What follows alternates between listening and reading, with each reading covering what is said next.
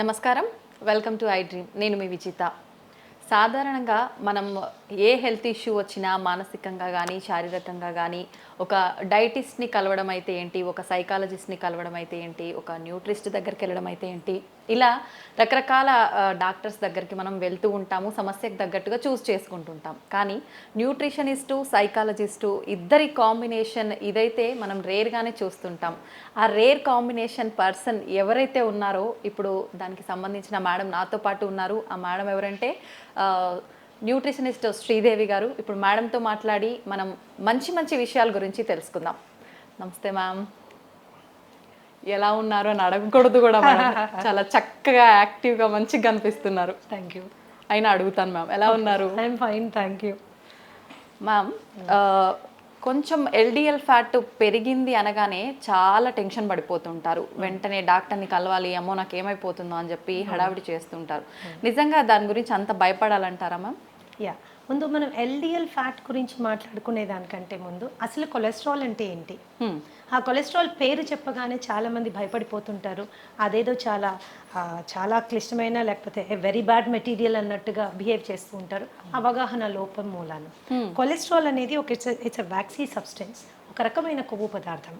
ఈ కొలెస్ట్రాల్ అనేది మనకి చాలా ఇంపార్టెంట్ అయిన సబ్స్టెన్స్ అన్నమాట. ఎందుకంటే శరీరంలో ఉత్పన్నమయ్యేటటువంటి విటమిన్స్ కానీ అలాగే మనకి కొన్ని రకాలైన హార్మోన్స్ కానీ కణాల చుట్టూ ఉండేటటువంటి సెల్ మెంబ్రెయిన్స్ కానీ వీటన్నిటి ఉత్పత్తిలో కొలెస్ట్రాల్ది ప్రముఖమైన పాత్ర. అండ్ ఈ కొలెస్ట్రాల్ అవసరంలో 80% కొలెస్ట్రాల్ శరీరం తనకి తాను తయారు చేసుకుంటుంది. 20% మాత్రమే మనకి ఆహారం ద్వారా వస్తుంది. కానీ కొన్ని రాంగ్ ఫుడ్స్ తీసుకున్నప్పుడు ఆ శాతం పెరిగే అవకాశం ఉంటుంది. ఈ కొలెస్ట్రాల్ ఏంటంటే శరీరంలోని అన్ని భాగాలకి ట్రాన్స్పోర్ట్ అవ్వడం చాలా ఇంపార్టెంట్. అలా ట్రాన్స్పోర్ట్ అవ్వడానికి since it is not water soluble, నీళ్ళల్లో కరగదు కాబట్టి బ్లడ్లో వెళ్ళాల్సిన అవసరం ఏర్పడుతుంది. అయితే ఈ బ్లడ్లో ట్రాన్స్ఫర్ చేయడానికి కూడా దానికి ఒక రకమైన ప్రోటీన్ అవసరం. ఆ ప్రోటీన్ని వెహికల్గా తీసుకుని బ్లడ్లో ట్రాన్స్పోర్ట్ అవుతుంది. దాన్ని లైపోప్రోటీన్స్ అంటారు. లైపోప్రోటీన్స్ 2 రకాలుగా ఉంటాయి. ఎల్డిఎల్ ప్రోటీన్ ఒకటి, హెచ్డిఎల్ ప్రోటీన్ ఒకటి. ఎల్డిఎల్ అంటే low density lipoprotein, HDL is high density lipoprotein. మరి ఈ ఎల్డిఎల్ని ఎందుకు మనం బ్యాడ్ కొలెస్ట్రాల్ అనుకుంటాము, ఎందుకు దాని పేరు చెప్పి అది కొద్దిగా ఇంక్రీజ్ అయినప్పుడు ఎందుకు భయపడతాం? కారణం చాలా సింపుల్ అమ్మ. లైపోప్రోటీన్ ఏదైతే ఎల్డిఎల్ లో డెన్సిటీ లైపోప్రోటీన్ ఉంటుందో దీని గుణం ఏంటి అంటే కొన్నిసార్లు ఎక్కువగా రక్తంలో దాని మోతాదు ఎక్కువగా ఉన్నప్పుడు కొన్ని పదార్థాలతో కలిసి అది గుండెలో ఉన్నటువంటి రక్తనాళాల్లో ప్లాక్ ఫార్మేషన్ అవుతుంది. అంటే చిన్న స్కేల్స్ లాగా తయారైపోయి అక్కడ పేరుకుపోతుంది అనమాట.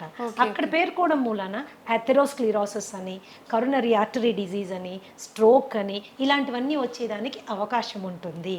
కాబట్టి ఎల్డిఎల్ అనేది బ్యాడ్ కొలెస్ట్రాల్. అది కనుక మనకి పెరిగినట్లయితే గుండె సంబంధిత వ్యాధులు వచ్చేదానికి చాలా అవకాశం ఉంటుంది. కాబట్టి దాని గురించి తప్పనిసరిగా కేర్ తీసుకోవాల్సిన అవసరం ఉంది. కేర్ తీసుకోవాలి కానీ భయపడాల్సిన అవసరం ఏమీ లేదు. ఎందుకంటే ఇవన్నీ ఆహారం మూలాన వచ్చినవి. ఎల్డిఎల్ అనేది పెరిగింది మన ఆహారం మూలాన వచ్చింది. ఆహారంతోనే సెట్ చేసుకోవచ్చు. దానికి ప్రత్యేకంగా మెడిసిన్ నేను ప్రపోజ్ చేయను. ఎందుకంటే because I'm A therapeutic nutritionist.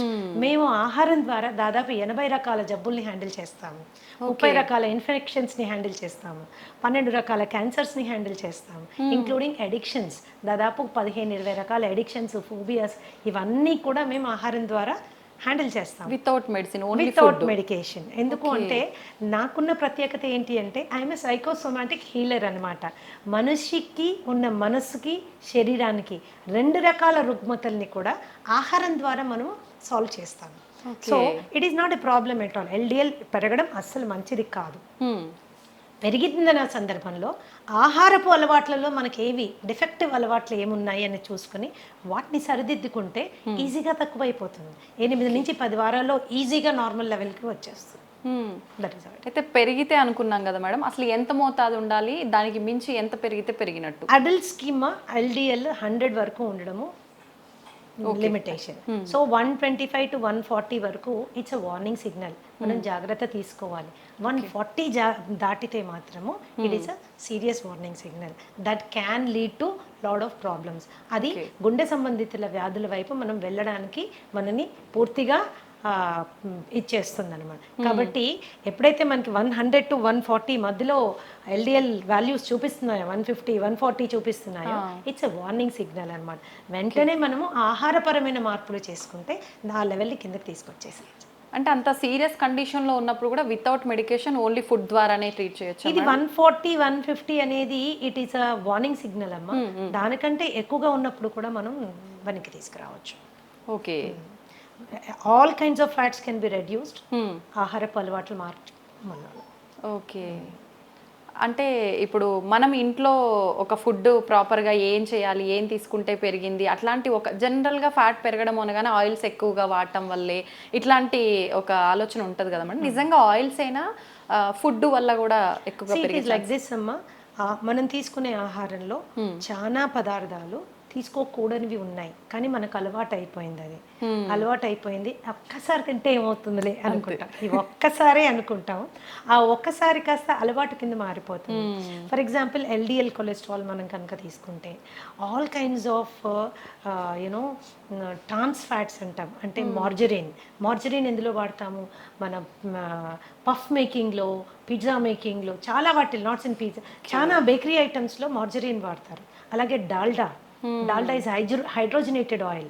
Dalda కూడా, ఈ డాల్డా ఇలాంటివి ప్లస్ బ్రెడ్ స్ప్రెడ్స్ ఇప్పుడు చాలా వచ్చేస్తున్నాయి. ఈజీగా స్ప్రెడ్ అవుతుంది, ఇది సంతోషపడిపోతాం. అది ఈజీగా ఎల్డిఎల్ పెంచేస్తుంది, ఈజీగా కొలెస్ట్రాల్ పెంచేస్తుంది. సో ఇలాంటి కొవ్వు పదార్థాలు మనకి they will do lot of harm అనమాట. అలాగే ఈ ఆల్ కైండ్స్ ఆఫ్ జంక్, మైదాతో తయారు చేసినవి. ఇంకొకటి రిఫైన్డ్ ఆయిల్ మీద కూడా చాలా రీసెర్చ్ జరిగింది. రిఫైన్డ్ ఆయిల్ కూడా గుండె సంబంధిత జబ్బులు రావడానికి, ఎల్డిఎల్ పెరగడానికి కాంట్రిబ్యూట్ చేస్తోంది అని సపోర్ట్ చేయడానికి చాలా రీసెర్చ్ ఉంది. చాలా రీసెర్చ్ ఉంది. ఎప్పటి వరకైతే మనము గానుగు నూనెల మీద మనము వంట చేసుకుంటే అలవాటు ఉండిందో అంతవరకు గుండె సంబంధిత జబ్బుల సంఖ్య ఎస్పెషల్లీ ఇన్ ఇండియా చాలా తక్కువగా ఉండేది. గుండె జబ్బు అంటే అది డబ్బున వాళ్ళ జబ్బు అనేవాళ్ళు, కానీ ఈ రోజు ఏంటంటే ప్రతి ఒక్కరికి వచ్చేసరికి అందుబాటులో ఉండే వస్తువులాగా అయిపోయింది. ఎందుకంటే ఫాల్టీ ఈటింగ్ హ్యాబిట్స్ అనమాట. ఆ హ్యాబిట్స్ మూలాన మనకి వచ్చింది. అలాగే రెడ్ మీట్ బాగా ఎక్కువ తినేవాళ్ళు, మటన్, బీఫ్, పోర్క్ ఇలాంటివి చాలా ఎక్కువగా, అంటే వారంలో ప్రతిరోజు తినేవాళ్ళు, అధిక మోతాదులో తినేవాళ్ళు, వాళ్ళల్లో కూడా మనకి తేడాలు కనిపిస్తాయి.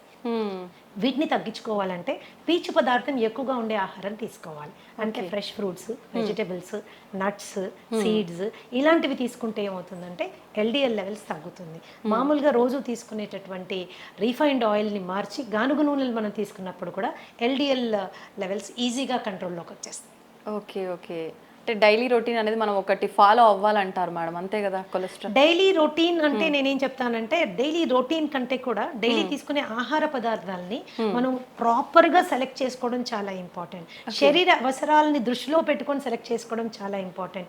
అంతేగాని టంగ్కి ఎక్కువ ఇంపార్టెన్స్ ఇచ్చి, టేస్ట్కి ఎక్కువ ఇంపార్టెన్స్ ఇచ్చి మనం తీసుకున్నప్పుడు ఏమవుతుంది అంటే అది డెఫినెట్గా it is going to harm us. అలా అని ఎంతసేపు గడ్డి గాదం ఆకులు అలుములు తిని బతికేసేయాలా, ఇంతేనా లైఫ్ అనుకోక్కర్లేదు. టేస్టీగా ఫుడ్ చేసుకుంటూ ఇంట్లో చేసుకుంటూ తినచ్చు. ఎప్పుడైనా ఒకసారి నెలకో 2 నెలలకో మీరు ఒకసారి ఏదైనా తిన్నప్పుడు శరీరం అడ్జస్ట్ చేసుకుంటుంది. It is very smart. Okay, కానీ రోజు దాన్ని అలవాటు చేసుకుంటే మాత్రం చాలా కష్టం. కొన్ని మార్పులు తెచ్చుకోవాలి. ఓకే.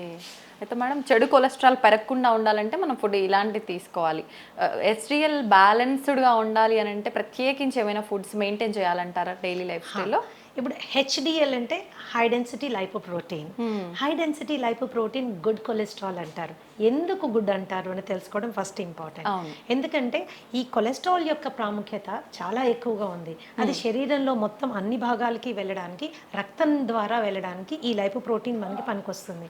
అయితే అక్కడక్కడ అవసరానికి మించి కొలెస్ట్రాల్ డిపాజిట్ అయినప్పుడు ఈ HDL యొక్క ప్రత్యేకత ఏంటి అంటే శరీరంలో అన్ని భాగాల్లో ఎక్స్ట్రాగా డిపాజిట్ అయిన కొలెస్ట్రాల్ అంతా తీసుకొని వచ్చి లివర్కి తీసుకెళ్ళిపోతుంది. ఎప్పుడైతే లివర్కి తీసుకెళ్తుందో అక్కడ అది డిఫ్యూజ్ చేసి పడేస్తుంది, క్లియర్ చేసి పడేస్తుంది. సో అది గుండెకి వెళ్ళి అక్కడ మళ్ళీ వేరే సబ్స్టెన్స్తో కంబైన్ అయ్యి అక్కడ ప్లాక్ ఫామ్ అవ్వడానికి అవకాశం లేదు. కాబట్టి గుండె భద్రత కోసం ఈ పర్టికులర్ లైపోప్రోటీన్ చాలా బాగా పనిచేస్తుంది, క్లీన్ చేసేస్తుంది అనమాట. గుండె వరకు కొలెస్ట్రాల్ని వెళ్ళనివ్వదు అనమాట. అందుకని it is called good cholesterol. Good cholesterol. So మనం రోజు తీసుకునే ఆహారాల్లో మనకి చక్కటి కొలెస్ట్రాల్ ఇచ్చే ఆహారాలు చాలా ఉన్నాయి. సో వాటిని మనం ఇంక్లూడ్ చేసుకోవడం. See I always profess an inclusive kind of diet. మనం ఏమేమి తినాలి అనే దాని మీద ఎక్కువగా ఫోకస్ చేయాలి. ఏమేమి తినకూడదు అనేది అది సెకండరీ అన్నమాట. ఏవేవి ఇంపార్టెంట్. అలానే హెల్త్ ఈజ్ నాట్ డిస్టేస్ట్ఫుల్ అమ్మా, హెల్త్ ఈజ్ టేస్టీ. మనం చేసుకునే పద్ధతిని బట్టి ఆధారపడి ఉంటుంది. హెచ్డిఎల్ మనం హెచ్డిఎల్ కొలెస్ట్రాల్ మనకు పెరగాలి అంటే there is the humble avocado. Avocado is one of the best sources for HDL cholesterol. Okay, అలాగే నీకు నట్స్ ఉన్నాయి, సీడ్స్ ఉన్నాయి, వాల్నట్స్ ఉన్నాయి, ఇవన్నీ కూడా మనకి చాలా. అలాగే ఆవు నెయ్యి బ్రహ్మాండంగా హెచ్డిఎల్ పెరుగుతుంది. అది కూడా నాటావు నెయ్యి. నాటావు నెయ్యి బ్రహ్మాండమైనటువంటి గుణాలు కలిగి ఉంటుంది. ధృతం అంటారు దాన్ని. మాకు ఒక్కొక్కసారి ఒక సత్సంగంలో ఉన్నప్పుడు గురువుగారు చెప్పారు, పాతకాలంలో ధృతం అంటే ఏంటి అంటే చనిపోయిన వాళ్ళలో కూడా ప్రాణ ప్రతిష్ఠ చేయగలిగినటువంటి అద్భుతమైన గుణం కలిగింది అని అర్థమట. మరి అది నిజమో కాదో నాకు తెలియదు, కానీ ఆయన చెప్పిన విషయం నాకు చాలా నచ్చింది. ఇంకో మాట కూడా ఏం చెప్పారంటే ఆస్తులు అమ్ముకైనా ధృతం కొనుక్కొని దాంతో తినాలన్నారు. అంటే నెయ్యికున్నటువంటి ప్రాముఖ్యత అది. కొద్ది కాలం ఏంటంటే నెయ్యి తింటే లావైపోతారు, నెయ్యి తింటే కొలెస్ట్రాల్ వస్తుంది. ఇది చాలా తప్పమ్మా. ఎస్పెషల్గా మనం ఇంట్లో ఆవు పాలు కొనుక్కొని చేసుకునే నెయ్యి అతి శ్రేష్టం. రీసెంట్గా ఒక రీసెర్చ్ నేను I would like to share with you. చపాతీలు పూరీలు మనని డయాబెటీస్ వైపు నొట్టి పడేస్తున్నాయి అన్నది అందరికీ తెలుసు. ఈవెన్ పుల్కా కావచ్చు, చపాతీ, గోధుమ పిండి. అయితే అదే గోధుమ పిండి చేసిన రొట్టె మీద నెయ్యి రాసుకుని తింటే మాత్రము కొద్దిగా దాని గ్లూకోజ్ లెవెల్స్ తక్కువగా వస్తున్నాయి అన్నది లేటెస్ట్ రీసెర్చ్. అంటే నెయ్యికున్న ప్రాముఖ్యత అలాంటిది అనమాట. మనం ఇంట్లో తయారు చేసుకునే వెన్నపూస, మజ్జిగ జెల్కి వచ్చే వెన్నపూస, లేకపోతే మనం ఇంట్లో తయారు చేసుకునే నెయ్యి, ఇవన్నీ చాలా they are very good fats అనమాట. హెచ్డిఎల్ లెవెల్ పెరగడానికి చాలా చాలా బాగా పనిచేస్తాయి. సో ఇట్లా మనము కొద్దిగా అవగాహన పెంచుకుంటే అంత లైఫ్లో పెద్దగా కాంప్రమైజ్ అవ్వాల్సింది ఏమీ లేదు. అంత కాంప్రమైజ్ అవ్వాల్సింది ఏమీ లేదు. చిన్న చేంజెస్ మాత్రమే, చాయిసెస్లో చిన్న చేంజ్ చేసుకోవాలి. ఏది మనకి కావాలి, ఏది మనకి వద్దు, ఈ చిన్న చేంజెస్ చేసుకుంటే కొలెస్ట్రాల్ ఇబ్బందే కాదు అసలు. ఎంత సింపుల్ గా చెప్పేస్తున్నారు మా అందరికి. అది ఒక పెద్ద భూతత్వంలో పెట్టి చూస్తున్నా. అండ్ యాక్చువల్గా ఏంటంటే ఇంకొక రీసెర్చ్ ఏం చెప్తుందంటే కొద్ది మందిలో ఇన్ సమ్ పీపుల్ ఏమవుతుందంటే కొలెస్ట్రాల్ కి సంబంధించిన మందులు వాడినప్పుడు అది ఏమవుతుందంటే it is leading to increase in blood glucose levels, diabetes పెరిగేదానికి అవకాశం ఉంది అని కొన్ని రీసెర్చ్ చెప్తున్నాయి. కాబట్టి మెడిసిన్ వాడడం కంటే ముందు ఆహారపు అలవాట్లని జాగ్రత్తగా గమనించి ఒక క్వాలిఫైడ్ థెరప్యూటిక్ న్యూట్రిషనిస్ట్ దగ్గరికి వెళ్ళి ప్రాపర్గా డయాగ్నోస్టిక్ టెస్ట్లు చేసుకుని ఏది ఎక్కువ ఉంది, ఏది తక్కువ ఉంది, ఏది ఎలా తగ్గించుకోవాలి అని అవగాహన పెంచుకుని జస్ట్ 8 నుంచి 10 వారాల్లో మీ లిపిడ్ ప్రొఫైల్ని మీరు క్లీన్ చేసేసుకోవచ్చు. ఒక్కటే సలహా ఏంటి అంటే కేవలం ఏదో యూట్యూబ్లో వీడియో చూసో లేకపోతే ఫేస్బుక్లో పోస్ట్ చూసో స్వంత వైద్యం చేసుకుంటే మాత్రము it is going to be little difficult. ఏదైనా సైంటిఫిక్ గా హ్యాండిల్ చేయాలి. మ్యామ్, నెయ్యి విషయానికి వస్తే మీరు ఇందాక నెయ్యి గురించి చెప్పారు కాబట్టి చాలా మంది నెయ్యి ఫుడ్ తో కాకుండా డైరెక్ట్ స్పూన్ తో తింటూ ఉంటారు. అట్లా తీసుకోవడం మంచిదే అంటే తాగుతూ ఉంటారు. ఎందుకంటే ఆవు నెయ్యిలో ఉండేటటువంటి గుణం ఏంటి ఉందంటే ఇట్ ఈస్ అది డైజెస్ట్ అయ్యాక మనకి బ్యూట్రిక్ యాసిడ్ ఫామ్ అవుతుంది. అందరికీ తెలుసుకోవాల్సిన విషయం ఏంటంటే మన మొత్తం మాయల పకీరు ప్రాణం చిలకలో ఉన్నట్టు మనిషి యొక్క ఆరోగ్య రహస్యం అంటే మానసిక ఆరోగ్యం కానీ శారీరక ఆరోగ్యం కానీ మన పొట్టలో పేగుల్లో ఉందన్నమాట. ఈ పేగుల్ని గట్ అంటారు. ఈ గట్లో 4300 రకాలైనటువంటి సూక్ష్మక్రిములు ఉన్నాయి. దీంట్లో మంచివి ఉన్నాయి, చెడ్డవి ఉన్నాయి. మంచివి ఎప్పుడు కూడా అధిక సంఖ్యలో ఉండడం మన ఆరోగ్యానికి చిహ్నం అన్నమాట. మంచివి పెంచడానికి అవసరమైనటువంటి తైలం నెయ్యి. సో నెయ్యి మీరు కూరల్లో వేసుకొని చేసుకోవచ్చు, అన్నంలో మొదటి ముద్దలో వేసుకొని తినచ్చు, గోరువెచ్చని నీళ్ళల్లో కలుపుకొని తాగొచ్చు, ఏదన్నా చేయొచ్చు. ఈ అన్ని రూపాల్లో మీరు తీసుకునే నెయ్యి మీ గట్ హెల్త్కి చాలా ఉపయోగపడుతుంది. ఆ నెయ్యి మరి ఎలాంటి నెయ్యి తీసుకోవాలి, that is an important question. Okay, నాటావు నెయ్యి అతి శ్రేష్టం. దాన్నే A2 ఘీ అంటారు. ఓకే, సో మనం ఇంట్లో చేసుకుని చాలామంది A2 పాలు కొనుక్కుంటున్నారు, ఆవు పాలు కొనుక్కుంటున్నారు. మీరు తోడు పెట్టి మీరు తీసి మిగడ్లోంచి చేసే వెన్న నెయ్యి యూ కెన్ యూజ్ ఇట్. అది చాలా శ్రేష్టం అనమాట. ఓకే మ్యామ్, కొలెస్ట్రాల్ విషయానికి వస్తే లివర్కి కొలెస్ట్రాల్ వచ్చింది అని చెప్పి చాలామంది టెన్షన్ పడుతూ ఉంటారు కదా, దానికి ఎటువంటి ఆహార పదార్థాలు తీసుకుంటే? లివర్కి కొలెస్ట్రాల్ కాదమ్మా, it is actually called fatty liver. Fatty liver. Fatty liver రెండు రకాలుగా ఉంటుంది, alcoholic fatty liver and non alcoholic fatty liver. Okay. ఇప్పుడు నాలాంటి దాని దగ్గరికి ఎవరైనా ఫ్యాటీ లివర్ ఆల్కహాలిక్ వచ్చారనుకోండి, actually as a therapist I'm happy. ఎందుకంటే కొట్టి ఆల్కహాల్ బంద్ చేపిచ్చేస్తే ఫ్యాటీ లివర్ చాలా వరకు కంట్రోల్లో వచ్చేస్తుంది అనమాట. అది కేవలము ఆల్కహాల్ ప్రేరితంగా అక్కడ ఫ్యాట్ డిపాజిట్ అవుతుంది అనమాట. But non alcoholic fatty liver disease is very dangerous. ఇది రాముడు బుద్ధిమంతుడు అంటాడు కదా, స్మోక్ చేయడు, బయటకు వెళ్ళి ఏమి తినడు, ఇష్టం వచ్చినట్టు బిహేవ్ చేయడు, అలాంటి వాళ్ళకి వచ్చేటటువంటి ఫ్యాటీ లివర్ కండిషన్ ని non alcoholic fatty liver condition అంటారు. దానికి మనము చాలా ఆహారపరమైన జాగ్రత్తలు తీసుకోవాలి.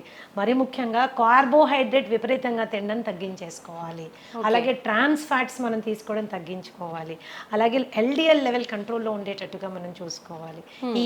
ఈ ఫ్యాటీ లివర్ వచ్చిన వాళ్ళలో చాలా మందికి fatty liver is sometimes considered as a predisposing character for diabetes. అంటే షుగర్ రావడానికి ముందు చాలా మందికి ఫ్యాటీ లివర్ వచ్చేస్తుంది. దాన్ని చాలా తేలికగా తీసుకుంటారు. ఏం లేదండి, కాస్త ఎక్సర్సైజ్ చేయండి, కాస్త ఇలా ఉండండి, కాస్త అలా ఉండండి అని. That is not the way. You have to take it serious. ఎందుకంటే ఈ ఫ్యాటీ లివర్ స్టేజ్ 1 నుంచి స్టేజ్ 2, స్టేజ్ 2 నుంచి స్టేజ్ 3, అక్కడి నుంచి ఫైబ్రోసిస్, సిరోసిస్, క్యాన్సర్ వరకు వెళ్ళే అవకాశం ఉంటుంది. కాబట్టి దాన్ని ఈజీ తీసుకోవడానికి వీల్లేదు. So basic foods for example కీరా జ్యూస్ బ్రహ్మాండంగా పనిచేస్తుంది ఫ్యాట్లో లివర్ తీసేయడానికి. నిమ్మరసము, ఓకే, ద హంబుల్ నిమ్మరసం, కాస్టే లేదు దాన్ని. So health is actually very economic, inexpensive అనమాట. చిన్న అవగాహన మనం తెలుసుకుంటే we will able to do it అనమాట. అండ్ ఫ్యాటీ లివర్ ఉంది అని మనకి ఎప్పుడు డౌట్ వస్తుందంటే, కొద్దిగా కుడివైపు బొజ్జ అంటే చేతులు కాళ్ళు సన్నగానే ఉన్నాయి, పొట్ట మాత్రమే ముందుకు వస్తుంది. ఎస్పెషల్లీ కుడివైపు మనం చేయి వేసుకుని అంటే కొద్దిగా గట్టిగా కూడా తగులుతోంది అంటే వెంటనే వెళ్ళి ఒకసారి ఫ్యాటీ లివర్ చెక్ చేసుకోవడం చాలా చాలా ఇంపార్టెంట్. డయాబెటీస్ వచ్చింది అనుకుంటే కూడా వచ్చిన డయాబెటీస్ డిటెక్ట్ అయిన తర్వాత కంపల్సరీ ఫ్యాటీ లివర్ వెళ్ళి చెక్ చేసుకోవడం చాలా ఇంపార్టెంట్. ఏ స్టేజ్లో ఉంది, దట్ ఈస్ ఇంపార్టెంట్. దాన్ని కూడా తగ్గించుకుంటూ వెళ్ళాలి మనం, దట్ ఈస్ ఇంపార్టెంట్. ఇది కూడా మోతాదు ఏమైనా ఉంటుందా మ్యామ్, పర్సంటేజ్ ఫ్యాటీ లివర్? అట్లా కాదంటే మీరు అల్ట్రాసౌండ్ అబ్డామెన్కి వెళ్ళినప్పుడు వాళ్ళు చెక్ చేసి మీకు గ్రేడ్ చెప్పేస్తారు. ఓకే. ఆ రిపోర్ట్ బట్టి మనకి స్టేజ్ 1లో ఉన్నారా, స్టేజ్ 2లో ఉన్నారా, స్టేజ్ 3లో ఉన్నారా తెలిసిపోతుంది. Okay okay ma'am, dairy products విషయానికి వస్తే ఏవి తీసుకోవాలి, ఏవి తీసుకోకూడదు? నిజంగా కొంతమంది చెప్తుంటారు డైరీ ప్రొడక్ట్స్ స్కిప్ చేయడమే మంచిది, ఇప్పుడు అన్నిట్లో హార్మోన్కి సంబంధించిన ఇంజెక్షన్లు ఇలాంటివన్నీ వస్తున్నాయి కాబట్టి అని. నిజంగా ఏవి తీసుకుంటే బాగుంటుంది మ్యామ్? నేను గతంలో కూడా చాలాసార్లు చెప్పానమ్మా. చాలా మంది వాదనకి కూడా దిగుతారు. మన తాతలు, తండ్రులు, ముత్తాతలు అందరూ పాలు తాగారు, ఇప్పుడు మీరెందుకు చెప్తున్నారు పాలు తాగకూడదని? పాలు డెఫినెట్ గా ఇట్స్ ఏ హోల్సమ్ ఫుడ్. మరి పిల్లలకి ప్రోటీన్ ఎలా వస్తుంది, పిల్లలకి మనకి కాల్షియం ఎలా వస్తుంది, ఇవి రెండు మనకు కావాలంటే పాలు తాగాలి కదా. మన చిన్నప్పటి నుంచి తాగాం కదా, ఇప్పుడు మీరు కొత్తగా ఇలాంటి వింత విషయాలు చెప్తున్నారు ఏంటి అని. సో తప్పులు మీరు చెప్పింది కూడా కరెక్టే. ఎప్పుడో మన తాతల తండ్రులంతా పాలు తాగారు, కానీ అప్పుడు ఆవులు వేరు, అప్పుడు పాలు వేరు. ఇప్పుడు ఆవులు వేరు, ఇప్పుడు పాలు వేరు. ఓకే. సో ఇప్పుడు చాలా సందర్భాల్లో మనం ప్యాకెట్ పాలు తెచ్చుకుంటే అవి అసలు పాలో కాదో మనకు తెలియదు. పాలల్లో నీళ్లు కలిపారనుకోండి, that is a healthy thing. అంటే ఓన్లీ నీళ్లు ఉన్నాయని సంతోషపడచ్చు మనం, కానీ నీళ్లు కాకుండా ఇంకెన్నెన్నో కలిపేస్తే అవి విషమై మనని ఎన్నో విధాలుగా మనని ఇబ్బంది పెడుతున్నాయి. మిల్క్ మీరు తీసుకున్నట్లయితే దాని ప్రోటీన్ కంటెంట్ కానీ, దాని కాల్షియం కంటెంట్ కానీ, నాన్ మిల్క్ సోర్సెస్ చాలా ఉన్నాయి. మీ మునగాకు తీసుకోండి, ఓకే, ఫర్ ఎగ్జాంపుల్ టేక్ మునగాకు. నువ్వులు తీసుకోండి, దానిలో ఉన్న కాల్షియం కానీ, దానిలో ఉన్న ప్రోటీన్ కానీ. మునగాకు పచ్చిదానికంటే కూడా ఎండు పౌడర్ ఏదైతే ఉంటుందో, మునగాకు పౌడర్ ఏదైతే ఉంటుందో బ్రహ్మాండంగా కాల్షియం లెవెల్స్ అనమాట. ఓకే. ఎన్నో రెట్లు పాల కంటే ఎక్కువగా ఉంటుందని.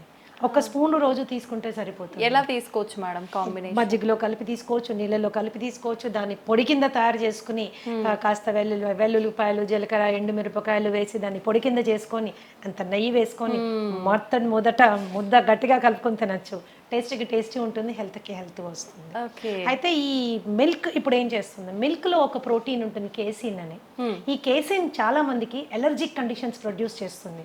చాలా మందికి కడుపులో అది డైజెస్ట్ అవ్వక గ్యాస్ కానీ లేకపోతే ఇండైజెషన్ కానీ అలాగే బెల్చింగ్ అండ్ బ్లోటింగ్ అంటారు, పొట్ట ఉబ్బినట్టు అవ్వడం కానీ త్రేన్పులు రావడం కానీ ఇవన్నీ జరుగుతాయి. ఎందుకు, కేసిన్ వాళ్ళకి డైజెస్ట్ అవ్వదు కాబట్టి, కేసిన్ డైజెస్ట్ అవ్వదు కాబట్టి. సో అలాంటి సందర్భాల్లో పాల అవసరం ఏంటి అసలు? అవును.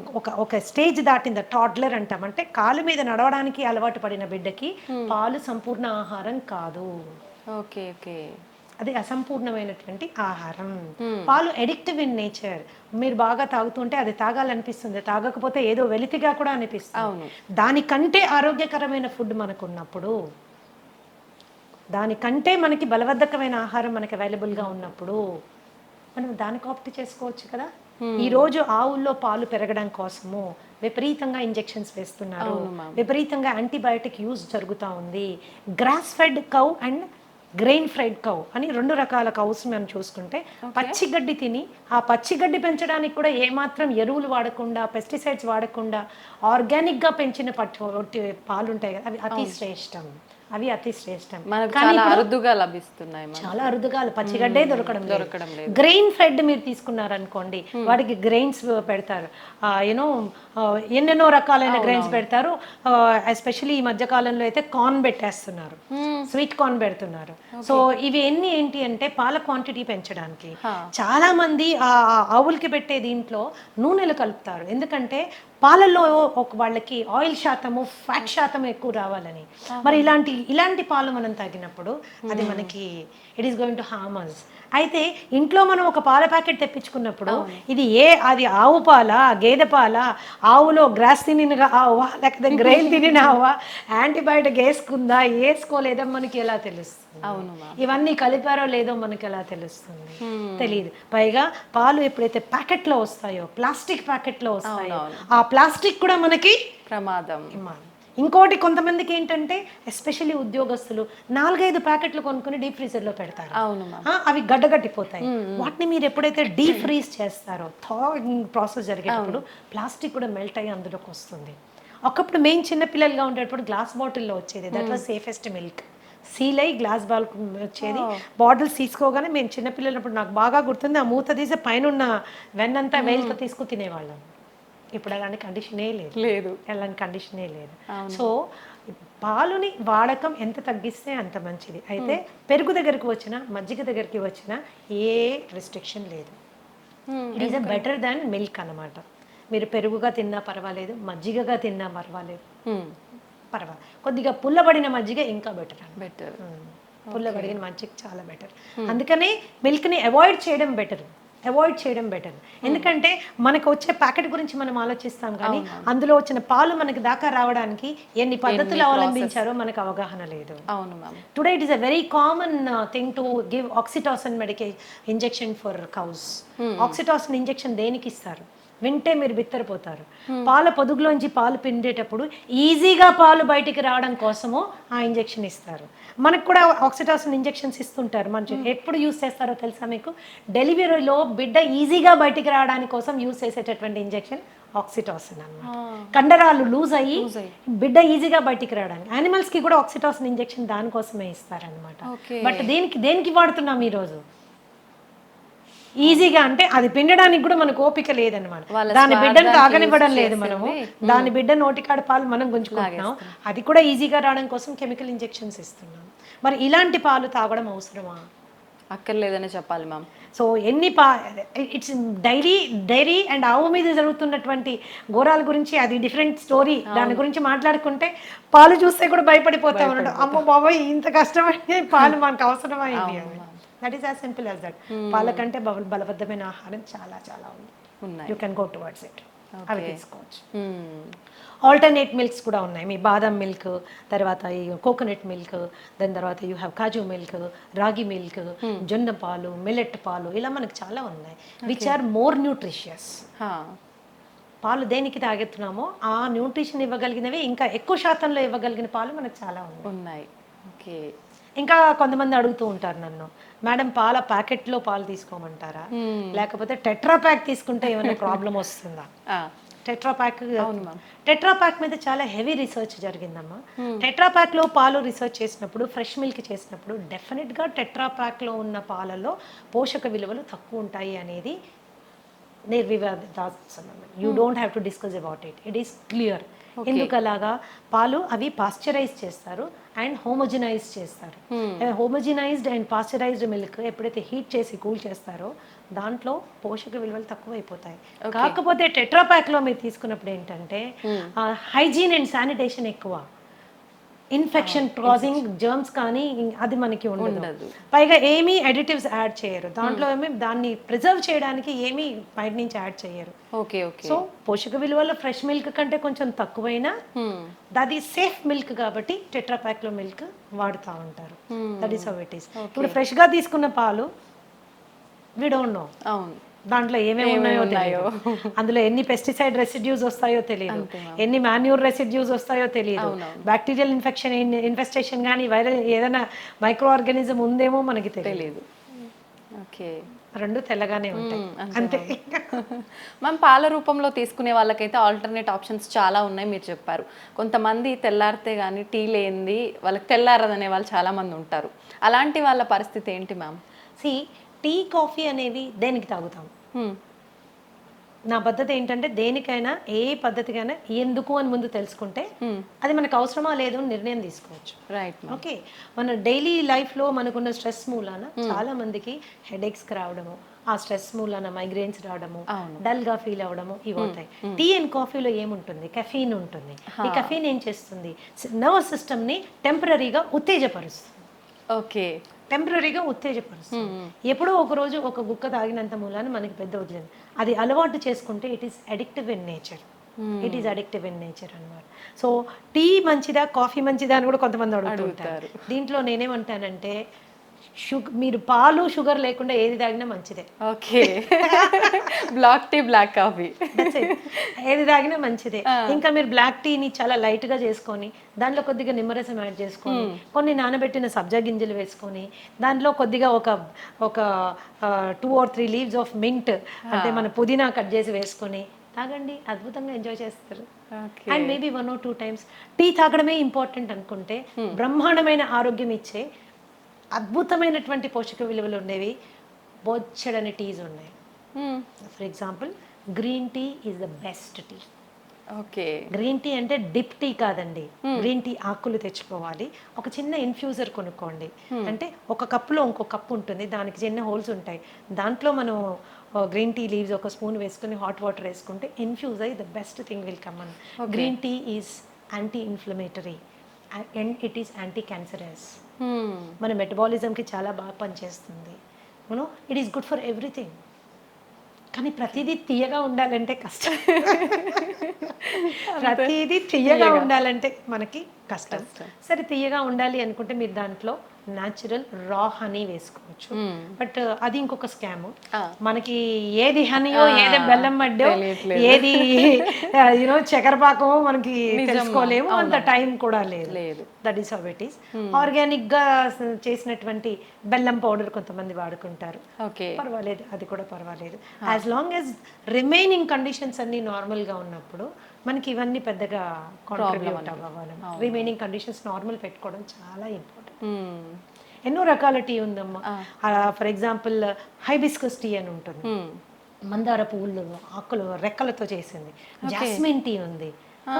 There are so many teas. మేమైతే మా ట్రీట్మెంట్ ప్రొసీజర్స్లో దాదాపుగా నేను 25 రకాల టీలు వాడతాను. ఓకే.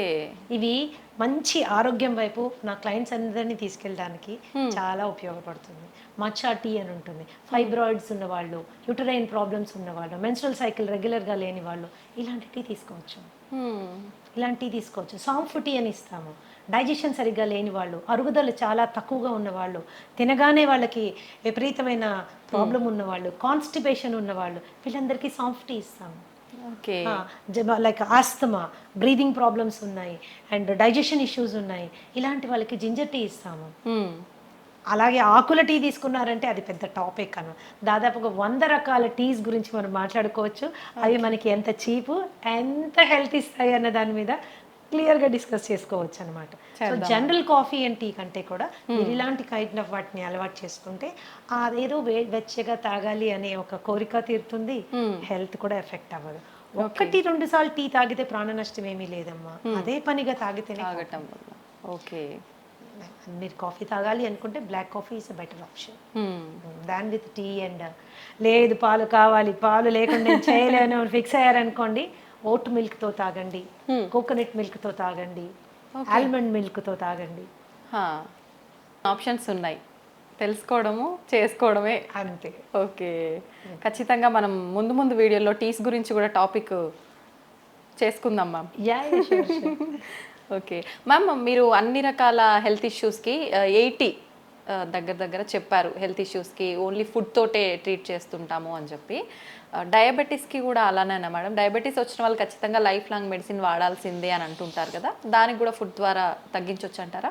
యాక్చువల్గా మనం చాలా అందరు చూసే వ్యూవర్స్ కూడా గమనించాల్సింది ఏంటంటే, డయాబెటీస్ రావడానికి 2 ప్రధానమైన కారణాలు. ఒకటి ఫాల్టీ ఈటింగ్ హ్యాబిట్స్, సరైన ఆహారపు అలవాట్లు లేకపోవడం. ఓకే. 2 మనసులోను కలిగేటటువంటి భావాలని భావోద్వేగాలని మన శరీరం పైన ఇన్ఫ్లుయెన్స్ పెట్టేంతగా పెంచి పోషించుకోవడం, కంట్రోల్ చేసుకోవడానికి సరైన అవగాహన పెంచుకోకపోవడం. ఓకే, ఇవి 2 విషయాలు. అంటే ఒకప్పుడు స్ట్రెస్ అంటే ఏంటమ్మా, stress is a necessary evil of life. దాన్ని ఫ్లైట్ ఆర్ ఫైట్ ఇమోషన్ అనేవాళ్ళు. అంటే కొన్ని వేల సంవత్సరాల క్రితం ఈ శరీరం ఫస్ట్ టైం ఫామ్ అయినప్పుడు మనకు ఒకటే స్ట్రెస్ ఉండేది. అదేంటి, ఏదైనా యానిమల్ వచ్చి మనం చంపేసేది, లేదా మనం ఏదైనా యానిమల్ చంపి తినేసేవాళ్ళం. ఇదే స్ట్రెస్, ఇంతకు మించి ఇంకేం స్ట్రెస్ లేదు. ఆ స్ట్రెస్ సిచ్యువేషన్ వచ్చినప్పుడు ఏమయ్యేది, శరీరంలో ఉన్నటువంటి శక్తి అంతా చేతుల్లోకి కాళ్ళల్లోకి వచ్చేసేది. ఎందుకు, చేతులతో కొట్లాడాలి, కాళ్ళతో పరిగెత్తేది పోవాలి. ఈ 2 మనకి కావాల్సినటువంటి సందర్భం ఉండేది. కానీ ఇప్పుడేంటి, జీవితంలో అందరూ లయన్స్ టైగర్లే. బాస్ ఒక లయన్ టైగరే, భార్య ఒక లయన్ టైగరే, భర్త కూడా లయన్ టైగరే, ఆఖరికి పనమ్మాయి కూడా లయన్ టైగరే. సో వీళ్ళందరూ కలిసి మనకి ఎన్నో రకాలైన స్ట్రెస్ క్రియేట్ చేస్తున్నారు. అయితే ఈ పరిస్థితుల్లో ఏమవుతుంది, ఎప్పుడైతే ఎనర్జీ చేతుల్లోకి కాళ్ళల్లోకి రావాలో, శరీరం ఇంటెలిజెంట్గా ఏం చేస్తుంది, మిగతా అవసరం లేని సిస్టమ్స్ని షట్ డౌన్ చేస్తుంది, బంద్ చేస్తుంది. బంద్ చేసినప్పుడు ఏమవుతుంది, ఫస్ట్ సిస్టమ్ ఏంటి బంద్ అయ్యేది, డైజెస్టివ్ సిస్టమ్. అందుకనే స్ట్రెస్ఫుల్గా ఉన్నప్పుడు తిన్నది అరగదు, తిన్నది అరగదు, ఒక రకంగా మనకి డిఫరెంట్ గా ఉంటుంది. ఓకే, ఎందుకు, అది క్లోజ్ అయిపోయింది. తర్వాత అది రిలాక్స్ అయిపోయి మళ్ళీ స్టార్ట్ అయినప్పుడు ఏంటి, మళ్ళీ అంటే డైజెషన్ ప్రాసెస్ కొద్దిగా ఆగి జరుగుతుంది అనమాట. It is not giving us proper ఇది. అండ్ ఇంకొకటి, డయాబెటీస్కి వచ్చేసరికి చాలా మంది ఓన్లీ 3 రకాల టెస్టులు చేసుకొని ఆ డయాబెటీస్ని హ్యాండిల్ చేయాలనుకుంటారు. అంటే for example fasting sugars, post lunch sugars, ఇప్పుడు HbA1c, ఈ 3 మాత్రమే చేసుకుని వాళ్ళు డయాబెటీస్ని కంట్రోల్ చేసుకోవడానికి రకరకాల మందులు తీసుకుని ముందుకు వెళ్తూ ఉంటారు. నేనేమంటానంటే, ఏ జబ్బు మనకి వచ్చినా రూట్ కాజ్ తెలుసుకోవడం చాలా ఇంపార్టెంట్. నాకు డయాబెటీస్ ఎందుకు వచ్చింది, వై. సో మా దగ్గర మేము ట్రీట్మెంట్ చేసేటప్పుడు కూడా ఖచ్చితంగా రూట్ కాజ్ అనాలిసిస్ అని 13 రకాల బ్లడ్ టెస్ట్లు చేయిస్తాం, to understand the inside of a person, లోపల ఏం జరుగుతోంది. చాలా మటుకు మనకి అవుట్వర్డ్గా మనకి సిమ్టమ్స్ తెలియవు. అవును ma'am, we don't feel it, వెళ్ళి చెక్ చేసుకుంటే కానీ మనకి తెలియదు. That is how it is. And ఈ డయాబెటీస్ వచ్చిన వాళ్ళు టైప్ 2 డయాబెటీసా, టైప్ 1 డయాబెటీసా, బేసిక్ వాళ్ళు తెలుసుకోవాల్సి ఉంటుంది మనకి. ఒకవేళ టైప్ 2 డయాబెటీస్ మనం మాట్లాడుకుంటే సి పెప్టైడ్ అని ఒక టెస్ట్ ఉంటుంది. సీరం ఫాస్టింగ్ సి పెప్టైడ్ అంటే ఏం భోజనం చేయకుండా సి పెప్టైడ్ టెస్ట్ చేసుకుని ఆ సి పెప్టైడ్ వాల్యూ మనకి ప్యాంక్రియాస్ ఎంత పనిచేస్తుంది, ప్యాంక్రియాస్ పని చేయకపోవడం మూలానే డయాబెటీస్ వస్తుంది. కాబట్టి ప్యాంక్రియాస్ పనితీరు ఏ విధంగా ఉంది, ఎంత ఇన్సులిన్ ప్రొడ్యూస్ చేయగలుగుతుంది అనేది ఎస్టిమేట్ చేయడము very very very very important. అది ఎప్పుడైతే మనం ఎస్టిమేట్ చేసుకుంటామో, ప్యాంక్రియాస్ ప్రొడక్షన్ బాగానే ఉంది అనుకుంటే 100% మనకి డయాబెటీస్ రివర్సిబుల్ అవుతుంది. If you're C-peptide value is 1 and more, ఏంటి fasting C-peptide value 1 and more ఉంటే కనుక 100% మనం ఆ డయాబెటీస్ని రివర్స్ చేసుకోగలము. కానీ 1 కంటే కిందకి వెళ్ళిపోతున్నప్పుడు, 5.5 కంటే కిందకి వెళ్ళిపోతున్నప్పుడు it is going towards type 1 diabetes అన్నమాట. ఈ టెస్ట్ చేయకుండా, ఈ నిర్ధారణ కాకుండా దాన్ని హ్యాండిల్ చేయడం అనేది నా ప్రకారము I feel it's a defective way of looking at it. Okay. Okay. And మనం అనుకుంటాం వైట్ రైస్ తినడం మూలాన, ఇంకోటి తినడం మూలాన, షుగర్ తినడం మూలాన. చాలామంది నా క్లయింట్స్ వచ్చి చెప్తాను, నేను షుగరే తినట్లేదు మేడం, ఎప్పుడో మానేసాను, నోరు కట్టేసుకున్నాను, అయినా షుగర్ పెరిగిపోతుంది అని. సో మీరు ఏం తిన్నా అది షుగర్ కింద మారుతుంది, ఓకే. ఏం తిన్నా అది షుగర్ కింద మారుతుంది. అంటే మరి అన్ని తినడం మానేసేమా? చాలా మంది ఈ షుగర్ పేషెంట్స్ వీక్ అయిపోతారు, ఎందుకంటే భయపడిపోతారు. అమ్మో ఇది తిరిగితే షుగర్ పెరుగుతుంది, అది తింటే షుగర్ పెరుగుతుంది, అది తినకూడదు, ఇది తినకూడదు, అది మానేయండి, ఇది మానేయండి. అది కాదు, ఫస్ట్ లోపల ఏం లోపాలు ఉన్నాయో తెలుసుకోవాలి. ఓకే. లోపల ఏం లోపాలు ఉన్నాయో తెలుసుకోవాలి. వైటమిన్ డి లెవెల్స్ ఎన్ని ఉన్నాయో మనకు తెలియాలి. And there is direct and indirect relationship between vitamin D levels and diabetes. అది మనం ఖచ్చితంగా తెలుసుకోవాలి. B12 ఎంత ఉంది, దానికి దీనికి కనెక్షన్ ఏంటి? Yeah, vitamin C, okay. దాని పరిస్థితి ఏంటి, దానికి డయాబెటీస్కి కనెక్షన్ ఏంటి? Lots of research is available. ఎంతసేపటికి మనము షుగర్ లెవెల్ తగ్గించడం మీదనే ఫోకస్ చేయడం బదులుగా శరీరానికి కావాల్సిన శక్తిని, దానికి కావాల్సిన విటమిన్స్ని, దానికి కావాల్సిన మినరల్స్ని, దానికి కావాల్సిన ప్రతి పోరాడే వెపన్ని మనం ఇచ్చాము అనుకోమా, అది డయాబెటీస్ని తన్ని బయటికి తరిమేస్తుంది. ఇట్స్ వెరీ సింపుల్ అన్నమాట. కాబట్టి it is a life style disorder. అది లైఫ్ స్టైల్ అంటేనే మనం పద్ధతులు సరైన నిద్ర లేదు, సరైన ఆహారం లేదు, తీసుకునే ఆహారం టైం ప్రకారం తీసుకోము, అవును, అండ్ విపరీతమైన స్ట్రెస్. ఈ స్ట్రెస్ని మేనేజ్ చేసుకునే దానికి కూడా మనము ఎటువంటి జాగ్రత్త తీసుకోము. అందుకే మా దగ్గరికి వచ్చినప్పుడు మేము ఏం చేస్తామంటే డయాబెటీస్ని మేము వెనక్కి తీసుకెళ్లే టైంలో, because I'm a psychosomatic healer, ఖచ్చితంగా మానసిక ఒత్తిడిని తగ్గించేటటువంటి ఆహారము, శారీరకమైనటువంటి అవసరాలు అంటే దాని vitamins and mineral balances support చేసేటటువంటివి పెట్టుకుంటూ వెళ్తాం. కాబట్టి ఓకే, ధనాధన్ షుగర్ లెవెల్స్ పడడం స్టార్ట్ అవుతాయండి. ఒకసారి షుగర్ లెవెల్స్ పడడం స్టార్ట్ అయితే మెడికేషన్ డోసేజ్ నెమ్మదిగా తగ్గించుకుంటూ వెళ్తాను. ఒకసారి అలా తగ్గించుకుంటూ వెళ్ళి 1 fine day ఆ మెడిసిన్ ఎత్తిపడేస్తాను. ఓకే, ఈ స్టేజ్ని రెమిషన్ స్టేజ్ అంటారు. Remission is purely temporary stage of health.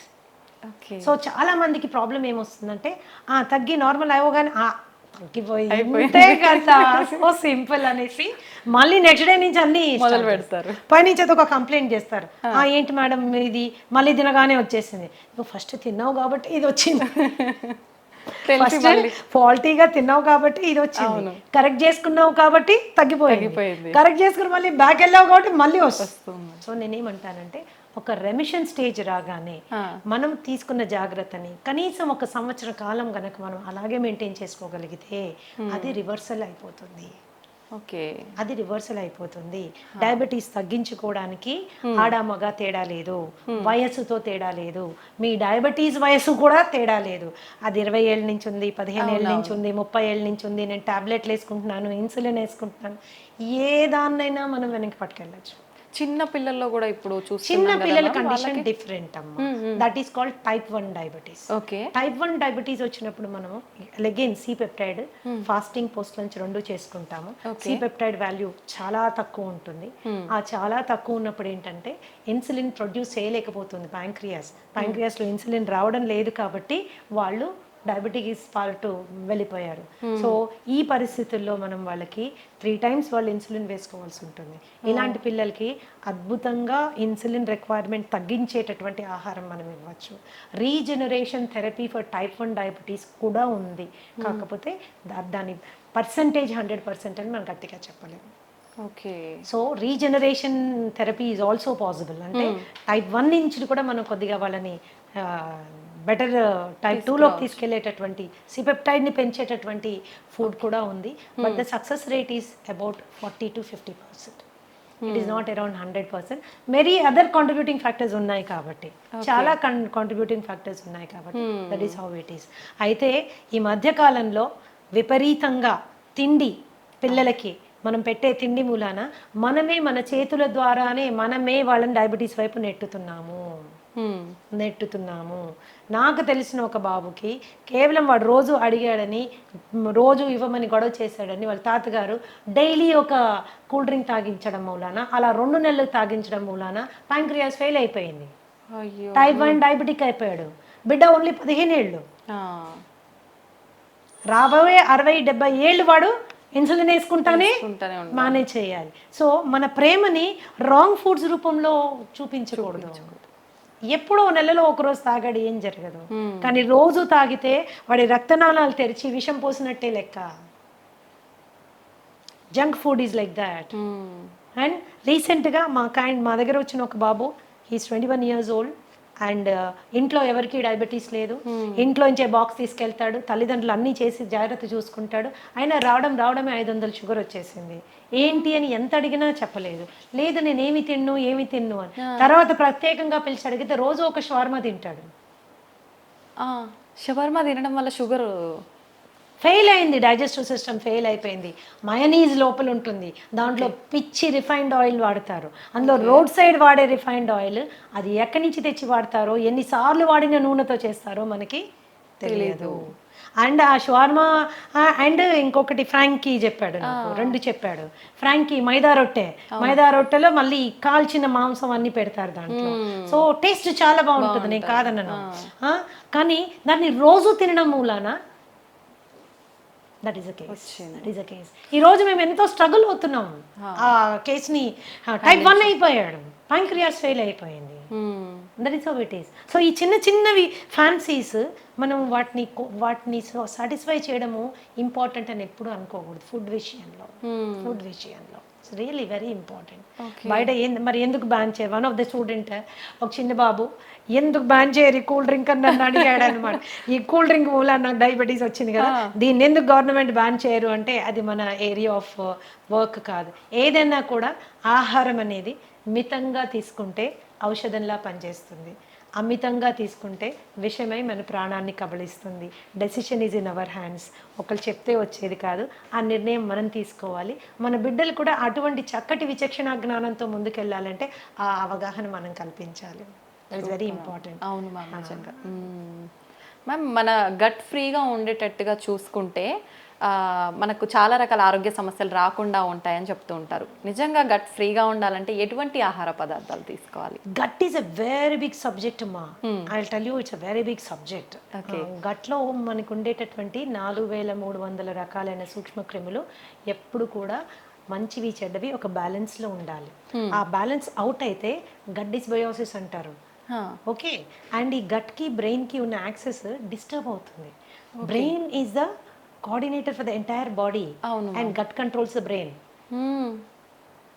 Brain మన శరీరాన్ని ఆపరేషన్స్ని కంట్రోల్ చేస్తే మన గట్ మన బ్రెయిన్ని కంట్రోల్ చేస్తుంది. Okay, that is very very important. అప్పుడు మనం దాన్ని ఎంత హెల్తీగా ఉంచాలి? సో మనం తినే ఆహారము చెడు బ్యాక్టీరియాని చంపే విధంగా ఉండాలి, మంచి క్రిముల్ని పెంచే విధంగా ఉండాలి. సో దాని ఆహారం యొక్క ప్రధాన లక్షణం ఏంటంటే మంచి బ్యాక్టీరియాని పెంచుతూ చెడు బ్యాక్టీరియాని చంపుతూ ఉన్నటువంటి ఆహారం తీసుకుంటే సహజంగా అది చాలా తేలికగా అరిగిపోతుంది, తిన్నది కంప్లీట్గా డైజెస్ట్ అవుతుంది, అండ్ టైంకి రెపరెప ఆకలేస్తుంది, పడుకుంటే నిద్ర వస్తుంది, పొద్దున్న నుంచి రాత్రి ఒక చక్కటి మూడ్లో ఉంటాము, మంచి ఎనర్జీతో ఉంటాము. This is because our gut is happy. So all the మనం తీసుకునే ఫుడ్స్ ఏవేవైతే చెడు బ్యాక్టీరియల్ గ్రోత్కి ప్రమోట్ చేస్తాయో అవి చాలా హ్యావక్ క్రియేట్ చేస్తాయి మన పొట్టలో. సో బ్లోటింగ్, బెల్చింగ్, ఇండైజెషన్, తర్వాత కాన్స్టిపేషన్ మూలాన పైల్స్, హెమరాయిడ్స్, లేకపోతే వెరీ హార్డ్ స్టూల్ రావడము, ఇవన్నీ ఏం చేస్తాయంటే మనకి డైజెషన్ అంటే తినాలంటే భయపడే వాళ్ళు చాలా మంది ఉంటారు. పైగా హెల్త్ కరెక్ట్ అంటే హైజీన్ కరెక్ట్గా ఫాలో కాకపోతే హెచ్ పైలోరీ లాంటి బ్యాక్టీరియల్ ఇన్ఫెక్షన్స్ వస్తే జీవితాంతం మనం ఆ మందులు వేసుకుంటూ ఉంటారు.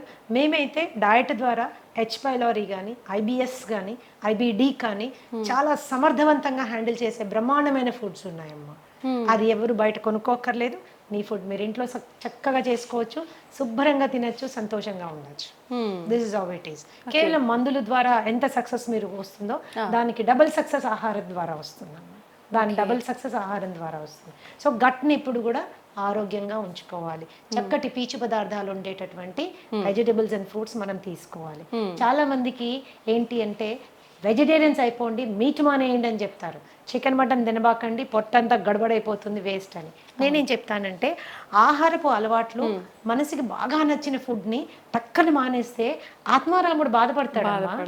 ఎక్కడో ఫీల్ అవుతాం మనం, ఏంటి లైఫ్, ఏమి తినలేము, నాకు నచ్చిన చికెన్ తినలేకపోతున్నాను, నాకు నచ్చింది అది తినలేకపోతున్నాను, ఏంటి ఇట్లా, ఎందుకు అసలు లైఫ్, బేసిక్ ఫుడ్స్ అవి. అప్పుడు ఏంటంటే they are upset about it. When they are upset nothing can be set. When you're upset nothing can be set అని, అంత డిస్టర్బ్డ్గానే ఉంటుంది. సో చికెన్ మటన్ లాంటివి తినేటప్పుడు కూడా దాని కాంబినేషన్స్ మంచి ఫైబర్ ఫుడ్తో కాంబినేషన్ చేసుకుని మీరు తిన్నప్పుడు ఎటువంటి ఇబ్బంది రాదు, ఈజీగా డైజెస్ట్ అవుతుందని. So easy digestion is very important.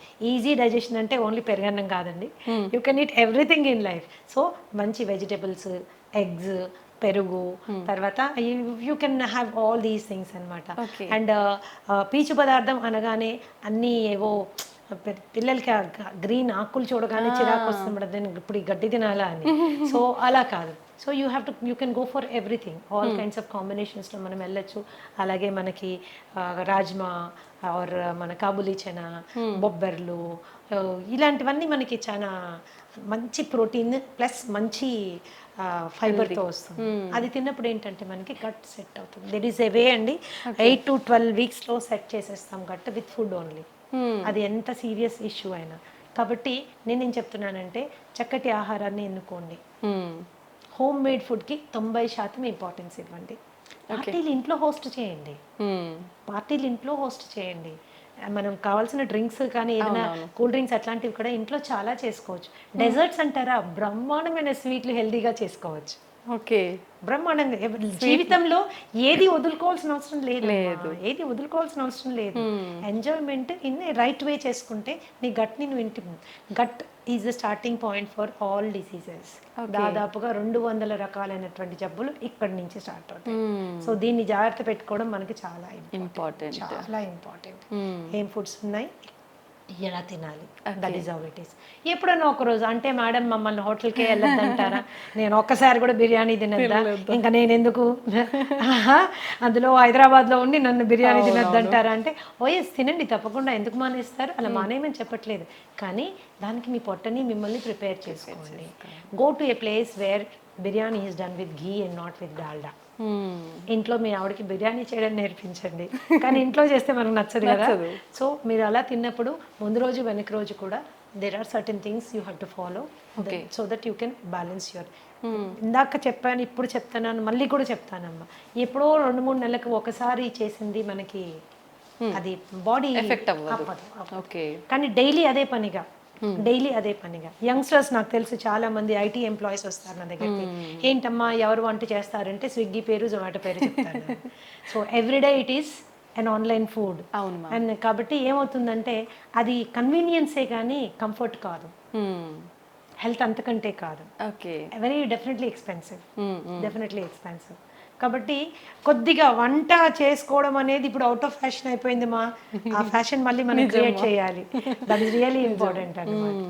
ఎందుకంటే వంట అనేది కేవలం హెల్త్ ఒక్కటే ఇవ్వదు, మనుషుల మధ్యలో అనుబంధాలు, బంధాలు, ప్రేమలు అన్నీ పెరుగుతాయి. ఈ రోజు కూడా నీకు మీ అమ్మ చేసే ఆ పలానా వంట అని ఎందుకు గుర్తుంటుంది అంటే ఇంగ్రీడియంట్స్ అన్ని సేమే, ఆమె ప్రేమ అందులో ఉంటుంది, అంత ప్రేమగా చేసి నీకు నోట్లో పెడుతుంది, నువ్వు వెళ్ళినప్పుడు నీకు అది కావాలని అడుగుతుంది.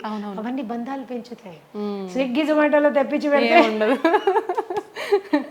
It won't create a feeling, it won't create a relationship. లేని రోగాలు తీసుకొచ్చిస్తున్నట్టే ఇంకా ప్రేమ. ఎందుకంటే ఇంగ్రీడియంట్స్ మనకు తెలియదు. టేస్టీగా ఉండొచ్చు, నేను అసలు కాదన్న, డెఫినెట్ గా టేస్టీగా ఉండొచ్చు, బట్ ఇంగ్రీడియంట్ మీద మనకి కంట్రోల్ లేదు. So that is how it is. Ma'am, food ఎలా చేస్తున్నాము, ఏం తింటున్నాము, ఇది ఒక ఎత్తు అయితే ఏ టైంకి తింటున్నాం అనేది కూడా ఇంకొకటి, దాని గురించి చెప్పండి మ్యామ్. ఒకటి మా, ఏ టైంకి తింటున్నాము, ఎన్నిసార్లు తింటున్నాము, these are 2 very important things everybody should understand. So research ఈరోజు there is loads of research ఏం చెప్తుంది అంటే snacking is the worst habit. పొద్దున్న బ్రేక్ఫాస్ట్ తిన్నాము, మధ్యాహ్నం లంచ్ తిన్నాము, రాత్రికి డిన్నర్ తిన్నాము, ఇది ఎప్పుడు మనకి ట్రబుల్ క్రియేట్ చేయదు. ఓకే. పొద్దున బ్రేక్ఫాస్ట్ తిన్నాము, మధ్యలో టీ అండ్ స్నాక్స్ తిన్నాము, మధ్యాహ్నం మళ్ళీ లంచ్ తిన్నాము, 4 గంటలకు సమోసా తిన్నాము, 5 గంటలకు కాఫీ తాగాము, 6 గంటలకు టీ తాగాము, 7 గంటలకు 7:30కి వెళ్ళి మళ్ళీ డిన్నర్ తిన్నాము, రాత్రి 12ంటికి పడుకునేటప్పుడు స్విగ్గీలో ఏదో ఒకటి తెప్పించుకుని తిన్నాము. This is going to cost trouble. This leads to obesity. Okay. Extra calories మూలన వెయిట్ పుట్ ఆన్ అవ్వడం స్టార్ట్ అవుతుంది. వెయిట్ ఒకసారి పుట్ ఆన్ అయ్యారంటే ఒబెసిటీ అనేది ఏంటంటే ప్రపంచంలో అన్ని కండిషన్స్ కంటే అతి దారుణమైన పరిస్థితి. కొన్ని millions of people are dying because of obesity, అధిక బరువు మూలాన. Okay, so this is very important. ఏ రోజైనా ఇప్పుడు మీరు ఆ మధ్యలో తినే స్నాక్స్ని కట్ చేయండి, న్యాచురల్గా స్లిమ్గా అవ్వడం స్టార్ట్ అవుతారు, ఫేస్ కాంతివంతంగా అవుతుంది. Snacks will do a lot of. ఒకవేళ స్నాక్ తినవలసిన అవసరం వస్తే హెల్తీ ఆప్షన్ చెక్ చేసుకోండి, హెల్తీ ఆప్షన్ తీసుకోండి. ఎప్పుడైతే మీరు బాగా డీప్ ఫ్రైడ్ మైదాతో చేసినటువంటి సమోసాస్, కచోరీస్ ఇలాంటివి తిన్నారనుకోండి, తిన్న 10 నిమిషాల లోపల సివియర్ డిహైడ్రేషన్ అవుతుంది. ఓకే. దాహం వేస్తుంది.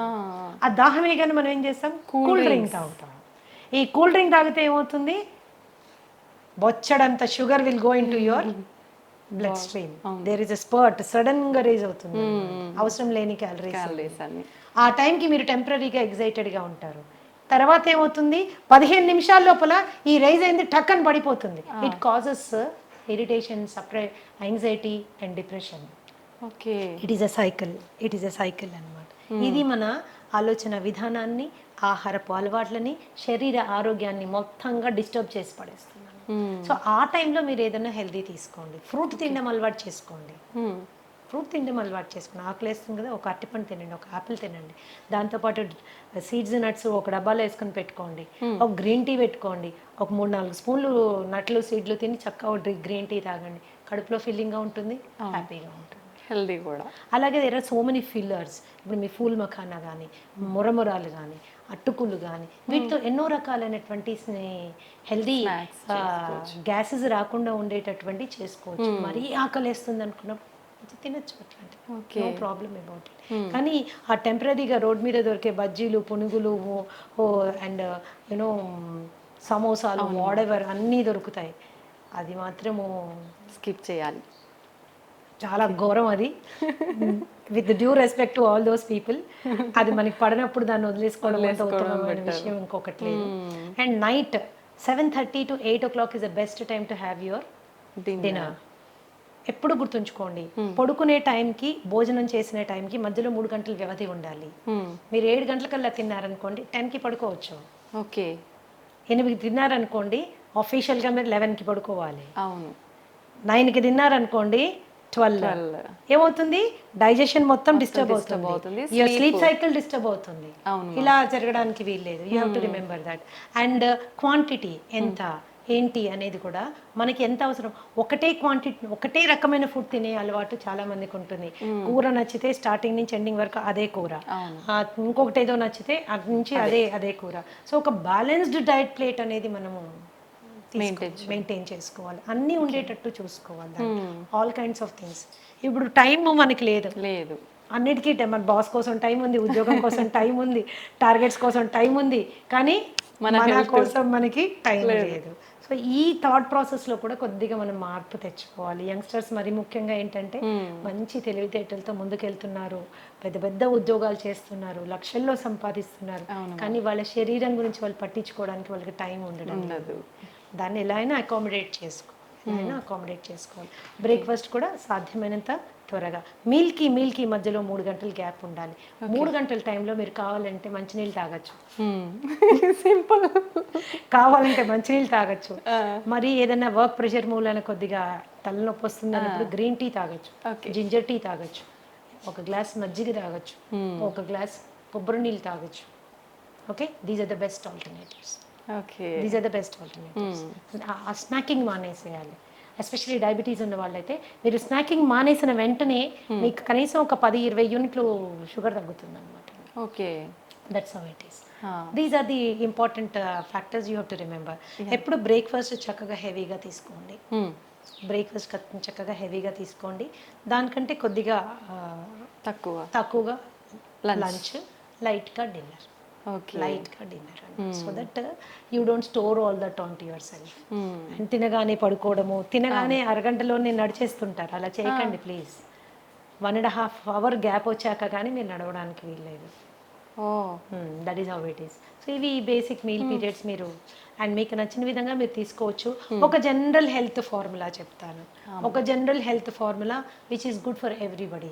సో మనము ఇండియన్స్ ఏంటంటే especially south Indians starch oriented అంటే కార్బ్ ఓరియంటెడ్ డయట్లో మనం ఉంటాము. ఇప్పుడు మనకు అంతా రిఫైన్డ్ అండ్ పాలిష్డ్ ఫుడ్ కాబట్టి అది చాలా వరకు not doing lot of harm కాబట్టి ఒక చిన్న రేషియోలో మనం ఆహారం తయారు చేసుకోవచ్చు. ఏంటది? 20% ఫుడ్ కార్బోహైడ్రేట్. మీరు అందులో అన్నం తింటారో, ఒక పులక తింటారో, లేకపోతే ఒక జొన్న రొట్టె తింటారో, మీరు ఏం తింటారో ఒక 20% నుంచి 25% వరకు కార్బ్స్ వచ్చేటట్టు తినండి. అలాగే 30 నుంచి 35% వరకు please go for protein. Okay.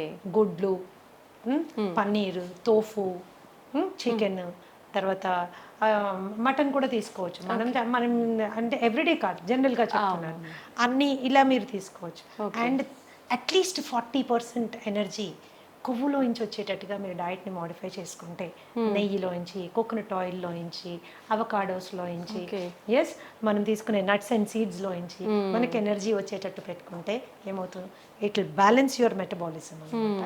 And especially lifestyle disorders like you know BP కానీ, షుగర్ కానీ, ఇలాంటివి, థైరాయిడ్ కానీ, ఇలాంటివి రాకుండా మనము సేఫ్ గార్డ్ చేసుకోవచ్చు. ఎప్పుడు కూడా 0 కార్బోహైడ్రేట్ డైట్ ఎవరు తినకూడదు. ఓకే. ఎందుకంటే నర్వస్ సిస్టమ్కి కావాల్సిన ఎనర్జీ అంతా కార్బోహైడ్రేట్. ఓకే, నర్వస్ సిస్టమ్ కావాల్సినంత ఎనర్జీ కార్బోహైడ్రేట్. మీరు అసలు కార్బోహైడ్రేటే లేదనుకోండి, దెబ్బతింటుంది. That's going to cause lot of harm అన్నమాట. 0 కార్బోహైడ్రేట్ డైట్ ఎప్పుడు తీసుకోవద్దు. చాలా మంది చేసేస్తుంటారు, డైట్ అనగానే అన్ని మానేస్తారు, ఉట్టి వెజిటబుల్స్ మాత్రమే. అందులో కూడా కొద్దిగా కార్బోహైడ్రేట్ ఉంటుంది, కానీ మనకు కావాల్సింది సరిపోదు అది. ఓకే. ఓకే. మేము క్యాన్సర్ పేషెంట్స్కి కూడా 10-15% కార్బోహైడ్రేట్ పెడతాం నేను. ఓకే. బికాస్ నర్వస్ సిస్టమ్ మనము మేనేజ్ చేయాలి, బ్లాక్అవుట్ అయిపోతాం లేకపోతే. ఓకే. ప్రోటీన్ కూడా విపరీతం ప్రోటీన్ తీసుకోకండి. 1/2 కిలో చికెను, 1/2 కిలో మటను, లేకపోతే ఒక డజన్ గుడ్లు, కొన్ని డైట్స్ నేను విన్నాను. ఇవేమవుతుందంటే మనకుండే కిడ్నీ ఎంత ఇంత, దాని మీద ఎంత లోడ్ వేసింది కిడ్నీ. ప్రోటీన్ ఫిల్ట్రేషన్ ఎక్కడ జరుగుతుంది? కిడ్నీలో జరుగుతుంది. లోడ్ వేయబాకండి. పీస్ఫుల్గా మీ డయట్లో 30-35% మీరు ప్రోటీన్ పెట్టుకోండి. మీకు అదంతా ఎనర్జీ ఫ్యాట్లో వచ్చేటట్టు పెట్టుకోండి. కనీసం 40 నిమిషాలు ఏదన్నా మీరు జీవితాంతం చేయగలిగిన ఎక్సర్సైజ్ చేయండి. Any exercise which you can do always. అలాంటి ఎక్సర్సైజ్ చేయండి. సాధ్యమైనంత వరకు ప్రశాంతంగా ఉండే ప్రయత్నం చేయండి. That's how it is. It is a simple formula for health. Okay. నిజంగా చాలా సంతోషం మ్యామ్. ప్రతి ఒక్కరికి కూడా మనము ఫుడ్ చేంజ్ చేసుకొని ఒక బ్యాలెన్స్ డైట్ మెయింటైన్ చేస్తే హెల్తీగా ఉంటాము అనే ఐడియా ఉంటుంది. బట్ అసలు ఏం తీసుకోవాలి, ఎలా తీసుకోవాలి, ఎంత మోతాదులో తీసుకోవాలి, ఇది ఒక పెద్ద సమస్య మ్యామ్. నిజంగా మీరు ఎంత క్లియర్గా అంటే ఎంత మాకు వద్దు అనుకునే వాళ్ళు కూడా కూర్చొని విని బ్యాలెన్స్ అది ఫాలో అయ్యే విధంగా చెప్తారు మ్యామ్. చేసుకోవాలి. That is how it is. Thank you ma'am. Thank you very much. నమస్తే మ్యామ్.